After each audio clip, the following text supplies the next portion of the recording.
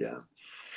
Let's talk about solar. You're an architect by training, a doctor of architecture trained in Italy, and Yeah, I just mentioned Hydro-Quebec next year will begin subsidizing solar energy installations, and they're going to have a few solar parks, huge parks, but 125,000 self-producers will be subsidized. And in the 80s, you introduced me to Alvin Marks. I think, did he come to Montreal? yes. Was the energy conference in Montreal? I think that's when I interviewed him. He told me that his brother had a bomb put under his car. Tell me the story of Alvin Marks.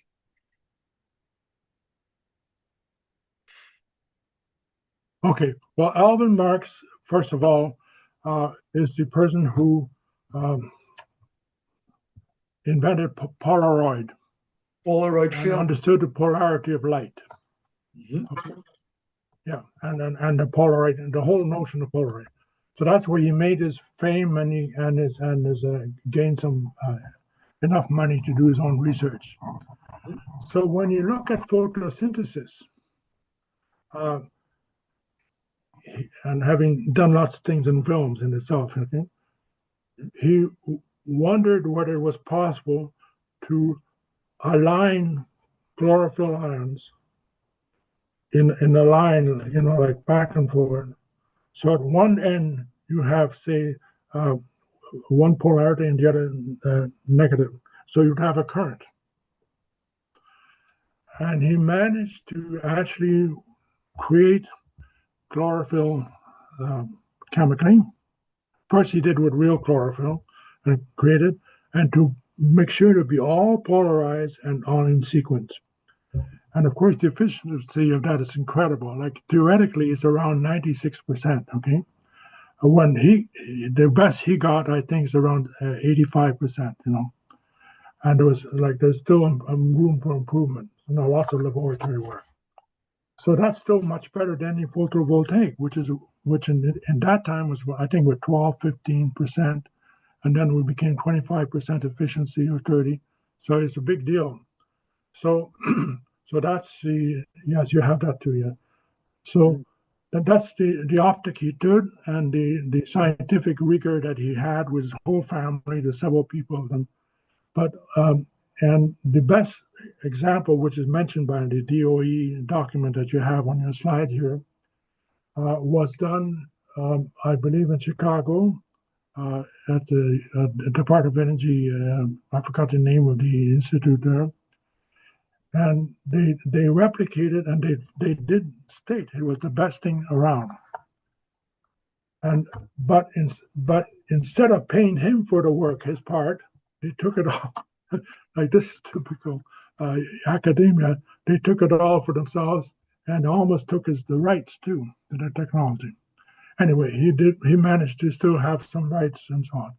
And of course, this also fell in the interest of the same uh, scientist who showed that Yule Brown was having a safe technology. Okay, when Yule Brown made his first factory with brown gas generators, the city of Sydney was scared because the whole plant could explode and destroy an entire suburb. Okay, so they asked the dean of chemistry of Flinders University to come over and check. And this man is known as the father of electrochemistry, is Dr. Bockwis, a member of our association. Eventually, he moved to, and he said it was safe. And not only safe, he actually was able to show how efficient Brown's gas is, and also how efficient degenerators are, and so on. Like something that Yule Brown was not able to, find out for himself.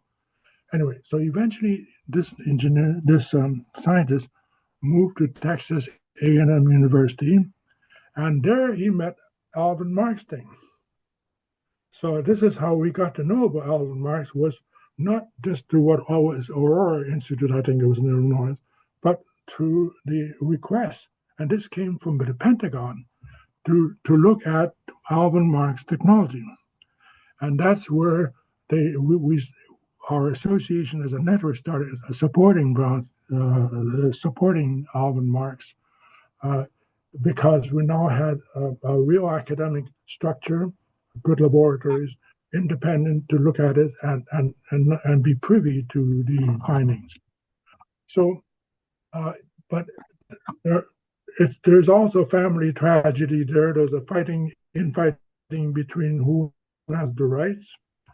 And eventually this technology was sold to a company in Atlanta, Georgia. I forgot the name of the company. I could find out for you. And is having its own difficulty marketing it. You see, we have a very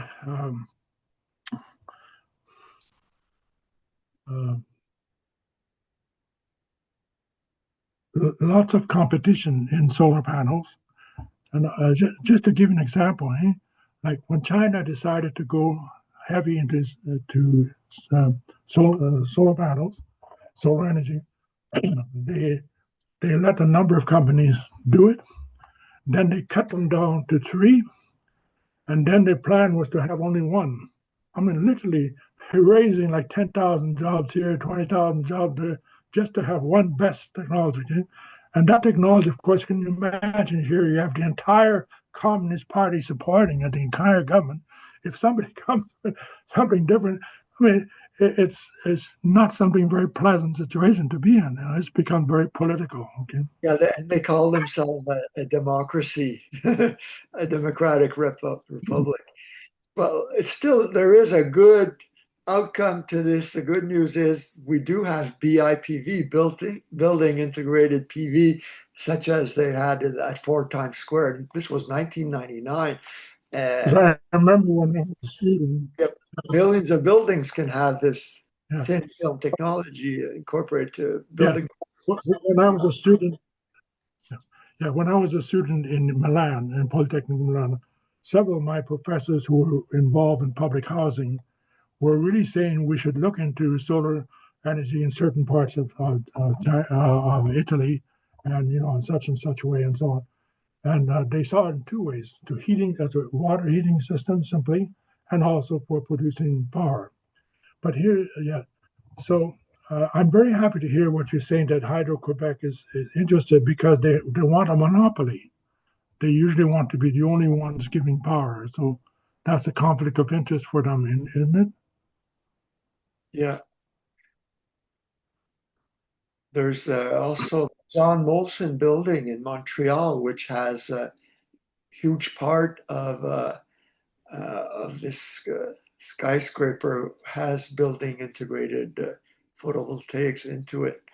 So it's exciting, and we have amazing solar potential when it's very cold in the winter. Of course, in the summer we have more electrical production with PV, but it's even good in the winter to a certain point. Here's the John Molson building.